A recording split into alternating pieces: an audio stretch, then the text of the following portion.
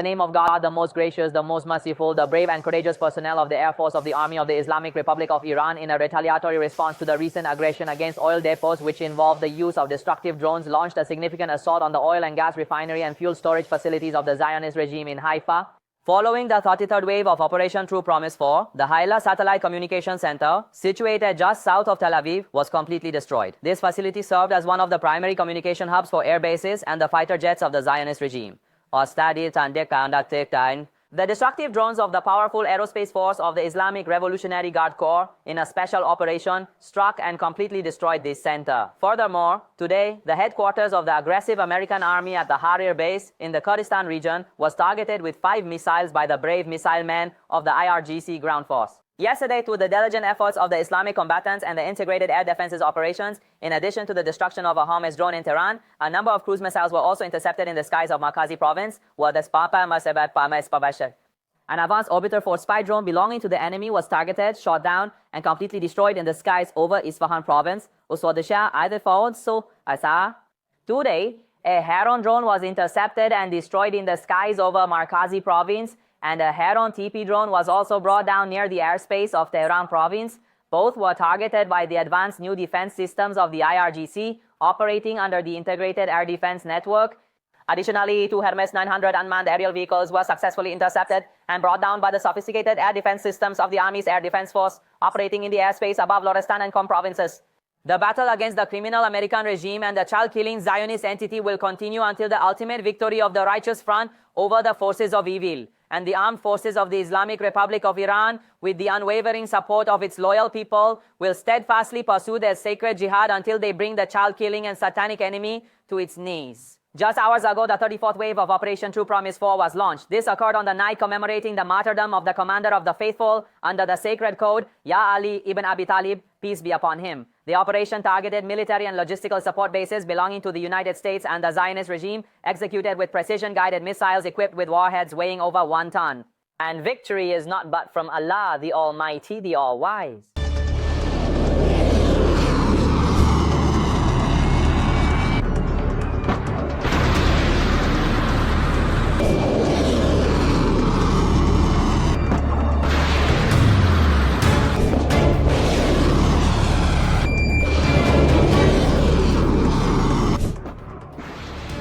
Iran's foreign minister, Sayed Abbas Araghchi, has said that Tehran was prepared to continue attacks for as long as necessary.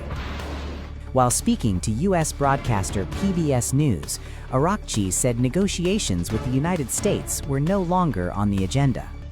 Araghchi's remark comes amid the Iranian Foreign Ministry spokesperson saying that Tehran had refused requests for a ceasefire from countries including France, Russia, and China.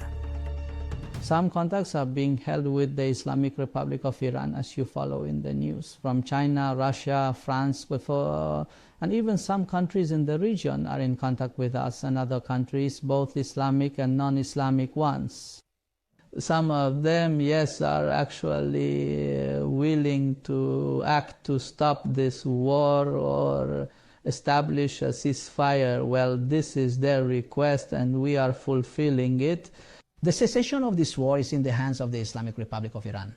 This means that whenever the Islamic Republic of Iran decides for them to stop, the ultimate decision rests with the Islamic Republic of Iran in this matter, because they were the ones who committed aggression. They carried out armed attacks.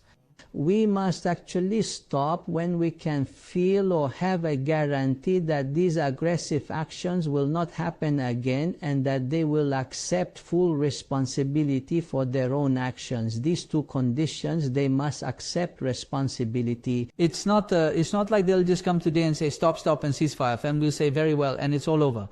We currently hold the upper hand. Look, every single effort they have made has utterly failed. Even now, they have not achieved their objectives. The Islamic Republic of Iran has inflicted severe and painful losses upon the Zionist regime, America, and their allies. Just observe the state of the global economy and energy. This is extremely painful for them. So you see, we have delivered truly devastating blows in this regard. So, we actually have the upper hand here, and therefore the Islamic Republic of Iran will determine the end of the war. Earlier, Donald Trump claimed that the war in the Middle East would end very soon. Thank you, Mr. President. On Iran, you called it an excursion. You said it would be over soon. Are you thinking this week it will be over? No, Are you talking but soon. about days? I think soon. Okay, and with respect Very to... soon. Look, everything they have is gone, including their leadership. In fact, there are 2 levels of leadership, and even actually, as it turns out, more than that. But 2 levels of leadership are gone. Most people have never even heard about the leaders that they're talking about. So it's obviously been very, very powerful, very effective. The Iranian military has also slammed Trump over his claims, even as a Wall Street Journal report claimed that Trump's advisors had urged the U.S. president to exit from the war. Is Donald Trump seeking an exit from the ongoing war against Iran? A bombshell report from the Wall Street Journal has claimed that the U.S. president's advisors have privately urged him to look for an exit plan amid spiking oil prices and concerns that a lengthy conflict could spark political backlash. While speaking to reporters in Florida, Trump had claimed that the U.S. military had mostly achieved its goals. So we're winning very decisively. We're way ahead of schedule. Our military is the greatest in the world, with the greatest equipment and the greatest people in the world. Nobody's ever seen anything like it.